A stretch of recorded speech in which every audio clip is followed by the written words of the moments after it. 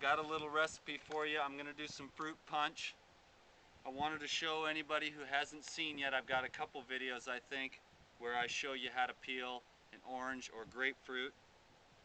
But just in case, you chop the top off there, you chop the bottom off, and then you just cut right around the edge real nice, as close to the flesh of the orange as you can get.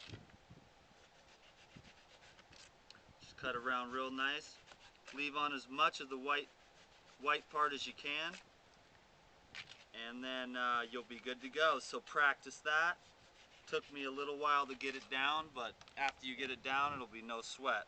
So in this recipe, I mean, it is holy mackerel, and there's some weird thunder clouds going on. So I've got a handful of grapes, about 4 or 5 oranges, and a couple of apples. I'm gonna juice those up right now, and then I'll put it in the vita-mix with some ice. So check this out. Bear with me on this part. It'll just be a second, and we'll talk a little bit about staying motivated.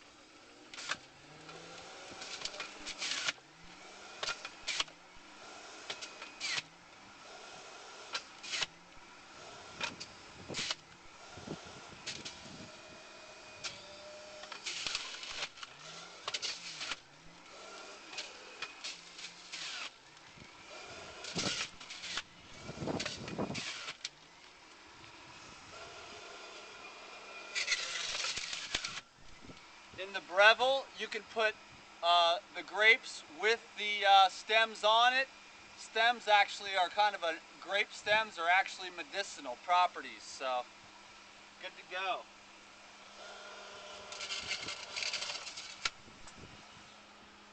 Okay, I got my vita-mix.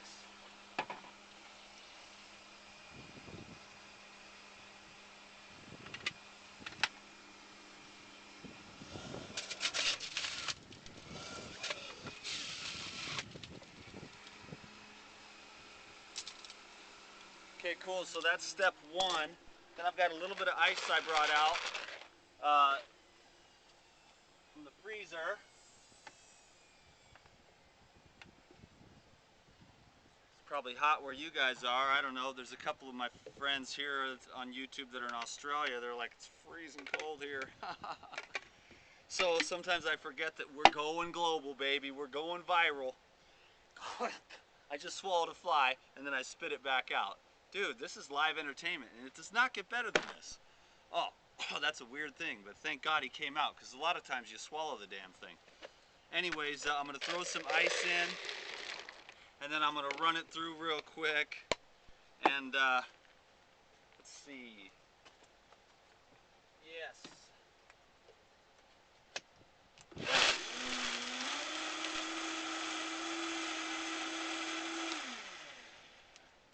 Gotta love the vita-mix. You can't do that with a regular blender. So yeah, what's going on, guys? I know that we're all doing well. The fruit sugar thing, I don't know, man. I don't know. I like a lot of fruit sugar, and I've been doing even more and more just to test it out, just to experiment with myself. So far, not a single problem. Of course, I like to keep myself balanced with lots of greens. I'll probably have some greens for dinner, you know, just chomping on some greens and a little bit of tomato sauce or something, but that's how I'm doing it. A lot of people are getting a hold of me, and they're going through a lot of stuff, and today's message is, you know, it's like I talk a lot about food, and today's message to me, a lot of people getting a hold of me about, you know, having hard times in their lives. I'm only here to tell you that I totally understand.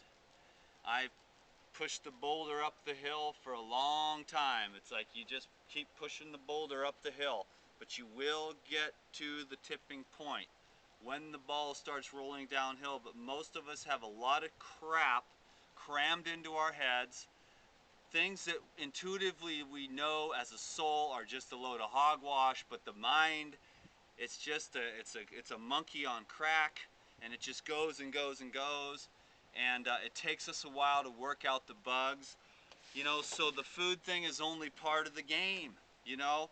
It's very important to me. I think it's important to you. You wouldn't be here watching these videos. So we got to eat right. And as we start to peel away the layers, and as we start to remove the obstructions to the flow of energy, different things have to come up to be processed, because I know if you're on this channel, you're a self-improvement person. And self-improvement is not all dancing around the maypole and everybody's happy and joyful all the time. I mean, this is some hard work, but it's the only work that's worth it. There's only one thing worse than doing the work to grow, and that is not doing the work that it takes to grow. And it's not really work or doing, but a lot of times it's just accepting. A lot of times it's just realizing that, oh, these belief systems that I've had all my life are wrong, and they no longer serve me. And many people never change because of that. They don't want to think that they thought one way for 40 years, and all the evidence is staring them in the face, and they don't want to change because they don't want to be wrong for the last 40 years. I don't give a crap about that. When I'm wrong, I change because I want to be free. And I know you do too. So we've been working at the level of consciousness. Dan does a lot of things. So I've been kind of like, well, is it really the food? Does the food have anything to do with it? And I'm hearing more and more stories about people that don't do any other changes except start eating raw foods. I've been reading some books about studies and the raw foods and the cooked foods, and it's like I'm thinking maybe that the cooked food just clogs you up, destroys the organs, and obstructs the flow of life energy. You know, I want to be fair and balanced, and I believe in the nature of consciousness, that you could eat cooked food your whole life and still be in love with God, and still be a kind person, and still be a good soul and do great things. But I think that we're working on the level of the protoplasm. We want to have a vehicle that actually functions according to our gifts. We want to give our gifts, but if we're always hobbled because our kidneys are plugged up or our liver's not right, we just don't feel good, we're not going to operate. So more and more stories are coming out.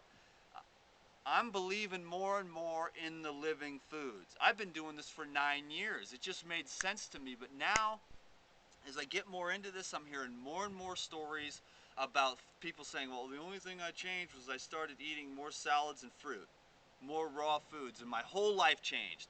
Weight came off, diseases went away.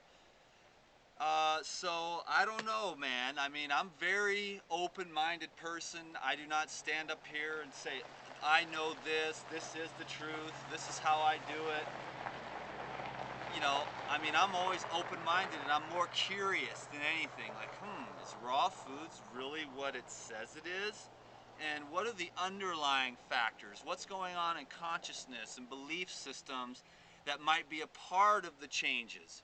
But some people aren't that spiritual, and they just go, they got the type of personality where they're like, okay, I'll try this raw food. Nothing changes. They don't read a new book. They don't enter a new church. They don't become one with a new spiritual teacher and go to satsang. They just start eating differently. And everything changes, and the stories are getting more and more and more. So I've got to say that I'm just going to keep on promoting the raw foods. You know, for a lot up till now, honestly, until the last few days, it's been sort of something that has just sort of been like, I call it a smoke screen for me to love people, you know, because I just teach foods, but it's the love that you feel, the acceptance you feel, the open-mindedness that draws you to this YouTube channel, and that's where the power is. But I'm starting to see a lot more power in just the changing of the foods. So I'm going to keep on opening my eyes up, paying attention, and looking for, you know, consistencies in this raw food diet. And I'm going to continue to be aware of consciousness and belief systems. And we're just going to keep going down this road. Right now, the right thing for us to do, I believe, is to continue to eat more fruit and more vegetables, and release ourselves from those things which no longer serve us. Thanks for sharing this time with me, and I look forward to sharing with you much more. We're tight.